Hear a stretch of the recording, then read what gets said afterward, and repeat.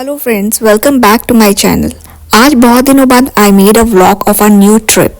ये ट्रिप मेरी लाइफ का बेस्ट ट्रिप था क्योंकि यहाँ जाने के लिए मैंने बहुत सालों वेट करा। फाइनली मुझे बुलावा आ ही गया। जी हाँ, आप समझ ही गए होंगे, माँ वैष्णो देवी ने हमें बुलावा दे दिया और मेरी ये पहली यात्रा थी और मैं बहुत ही एक्साइटेड थी। पूरी यात्रा में जो गलतियां हमने की वो आप लोग मत करना। हमारा कैसा रहा एक्सपीरियंस वो मैं आपको बताऊंगी, तो वीडियो को पूरा देखना एंड तक। सो जय माता दी बोल के हम हो गए थे रवाना। हमारी जो ट्रेन थी डायरेक्ट कटरा तक की नहीं मिली, इसलिए हमने न्यू दिल्ली से तवी तक की ट्रेन से ट्रैवल किया। तवी तक पहुंचने के बाद पता चला कि हमारी कटरा तक की जो ट्रेन है वो 2 घंटे लेट है। सर्दी बहुत थी, इसलिए हमने बिना वेट करे हम बस स्टैंड पर चले गए, जो रेलवे स्टेशन से बाहर निकलते ही मिल गया। बस स्टैंड पे भी आके पता चला यहाँ पे भी बहुत वेट करना पड़ेगा, क्योंकि जो बस वाले थे वो जब तक सवारी फुल नहीं होती वो बस रवाना नहीं कर रहे थे। हम वहाँ वेट ही कर रहे थे कि एक टैक्सी ड्राइवर हमारे पास आया और उसने हमें 800 रुपये में तो कटरा तक ड्रॉप करने के लिए बोला। हम फट से रेडी हो गए, क्योंकि कटरा तक जाने के लिए टैक्सी का जो किराया था वो 1800 से 2000 तक का था, जो कि बहुत महंगा था। और 800 रुपये में हमें कोई ड्रॉप करने के लिए राजी हो रहा है, तो हम फट से रेडी हो गए और रवाना हो गए अपनी कटरा तक की यात्रा के लिए। बाई टैक्सी हमें 1 घंटा लगा पहुंचने में कटरा तक। ड्राइवर ने हमें मेन मार्केट में उतार दिया। वहां पहुंच के सबसे पहले हमने अपनी यात्रा पर्ची बनवाई। उसके बाद हमने होटल बुक किया, क्योंकि हमें यात्रा करते करते रात हो जाने वाली थी और हम नीचे नहीं आने वाले थे, इसीलिए हमने हाफ डे के लिए ही होटल बुक करा। होटल में चेक इन करने के बाद में हम फ्रेश हुए सबसे पहले, और उसके बाद में हमने थोड़ा रेस्ट किया, क्योंकि हम रात भर सोए नहीं थे। रेस्ट करने के बाद में हमने चेकआउट कर लिया और अपना लगेज लॉबी में ही रखवा दिया, क्योंकि हम अगले दिन ही आने वाले थे, तो इसलिए हमने चेकआउट पहले ही ले लिया था। क्योंकि हमने पिछली रात से कुछ नहीं खाया था, इसलिए हमने सबसे पहले खाना ही खाया होटल में जाके, और खाना खा के हम डायरेक्टली निकल पड़े बिना रेस्ट करे यात्रा के लिए। एक तो इतना ऑयली खाना, ऊपर से हम थके हुए थे, तो खाना पूरा खाया नहीं गया और हम सीधा आधा खाना खा के ही चल पड़े अपनी यात्रा के लिए पैदल। मेन मार्केट से जो एंट्रेंस पॉइंट है, जो फ्रिस्किंग पॉइंट है, वहाँ तक पहुँचने में हमें करीब 30 मिनट्स लगे पैदल वॉक करके। अब यहाँ तक पहुँचने में भी हमारी हालत ख़राब हो गई, क्योंकि हमने एक तो इतना ऑयली खाया और ऊपर से पैदल चल पड़े। सोचा कि किराया बचा लेते हैं ऑटो का। अगर जा रहे हैं वैष्णो देवी, तो मेक श्योर कि आप ऑटो से ही पहुँचे मेन एंट्रेंस तक, पैदल वहाँ तक ना पहुँचे, क्योंकि आधी थकान तो आपको यूं ही हो जाती है। और खाना तो बिल्कुल भी मत खाना। रास्ते में आपको मिल जाते हैं, जब चढ़ाई करते हैं तो वहाँ पे काफ़ी ऑप्शंस अवेलेबल है, तो आप वहीं पे खा सकते हैं और बहुत ही रीज़नेबल प्राइस में भी मिल जाता है खाना। सो यहाँ पे हम अपने फ्रिस्किंग करा के एंटर हो जाते हैं और अपनी यात्रा स्टार्ट करते हैं जय माता दी बोल के। सबसे पहले आता है ये बाण गंगा या केश गंगा। यहाँ पर माँ वैष्णो देवी ने अपने बाल धोए थे। यहाँ पर देख सकते हैं कि कुछ लोग नहा रहे हैं और कुछ लोग पत्थरों से कुछ ये बना रहे हैं।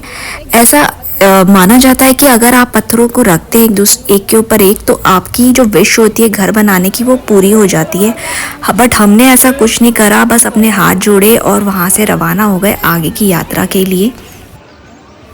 क्योंकि मैं पहली बार वैष्णो देवी जा रही थी, इसलिए मैंने डिसाइड किया था मैं पूरी यात्रा पैदल ही करूँगी और कुछ भी नहीं लूँगी। बस हमने एक लाठी ले ली थी, उसके सहारे ही हम चल पड़े थे।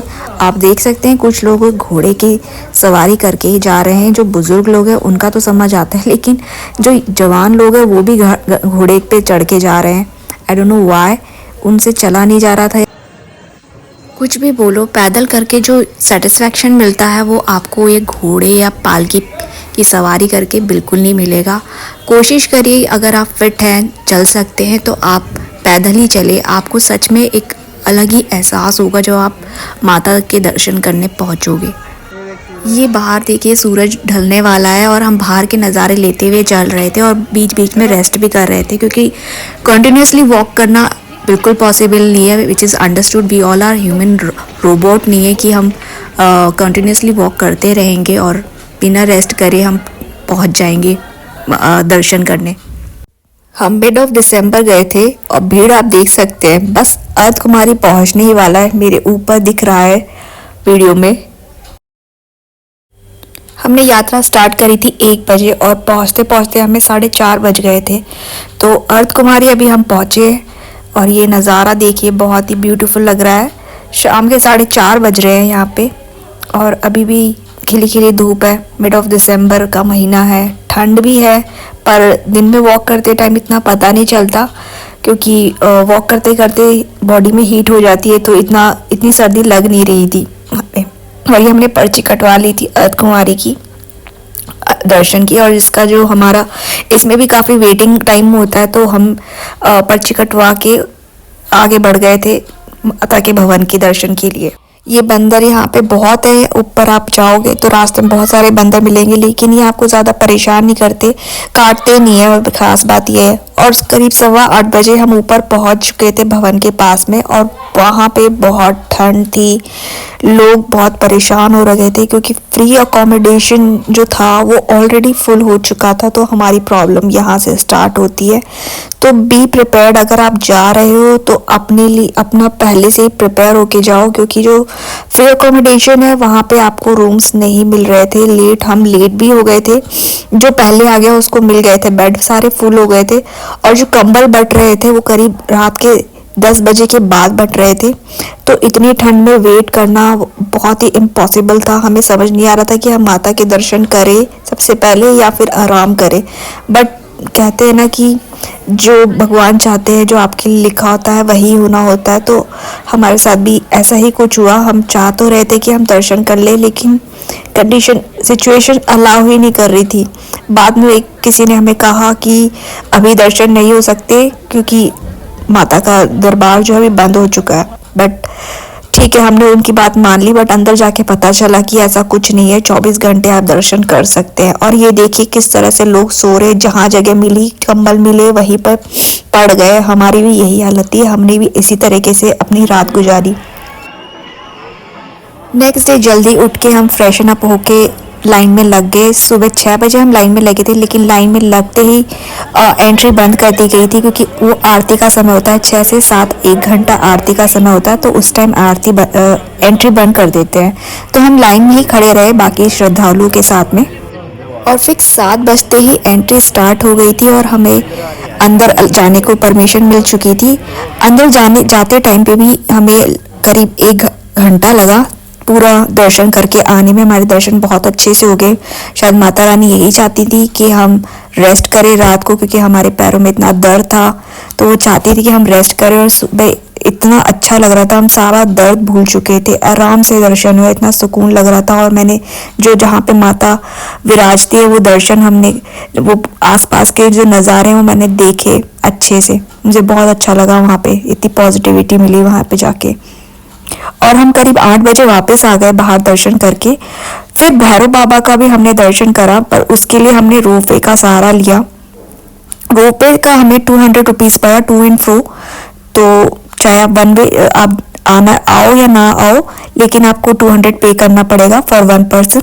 तो हमने रोपवे से ही गए और वापस आए भी रोपवे से ही भैरव बाबा के दर्शन करके। तो हमारे दर्शन बहुत अच्छे से हो गए। हम फ्री हो गए थे 10 बजे आराम से। सुबह के करीब 10:15 बजे थे और हमने बिना देरी करे हमने नीचे उतरना स्टार्ट कर दिया था। रास्ते में एक डोसा पॉइंट पड़ता है जहाँ पे बहुत अच्छे राजमा चावल मिलते हैं, तो हमने यहाँ रुक के राजमा चावल खाए। जम्मू के वैसे भी राजमा चावल बहुत फेमस है, तो जम्मू नहीं कटरा के ही हमने राजमा चावल टेस्ट करे, बहुत अच्छे थे और प्राइस भी बहुत अच्छा था जो गवर्नमेंट की तरफ से फिक्स था। समथिंग अराउंड 35 का ये पड़ा हमें 1 प्लेट। ओवरऑल हमारा एक्सपीरियंस बहुत अच्छा भी रहा और बुरा भी रहा।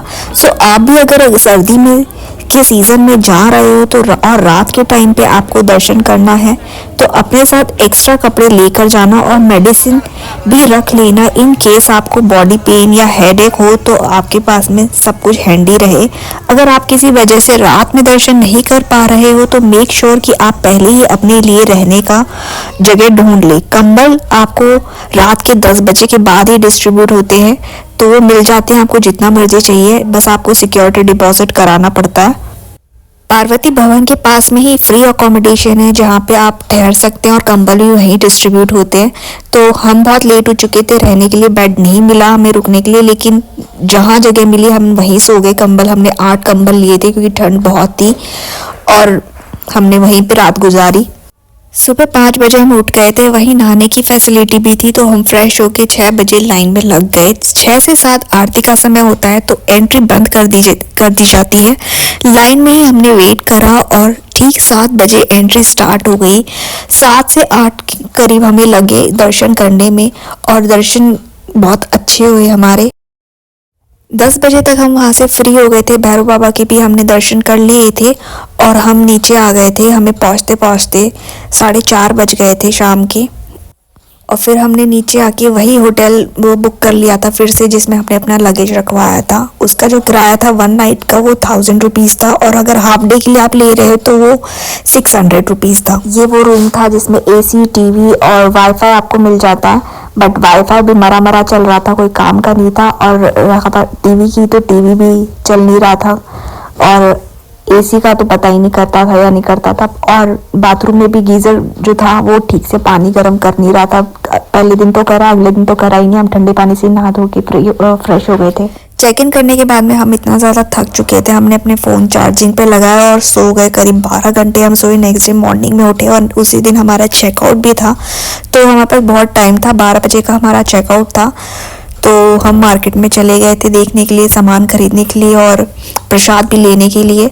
तो वहाँ पे हमने कुछ ये स्ट्रीट की जो कुछ ये था, ये सोया चंक था जो मुझे बिल्कुल अच्छा नहीं लगा, वो हमने खाया और मैगी खाई और वहाँ के गोलगप्पे भी ट्राई करे विच वॉज ओके।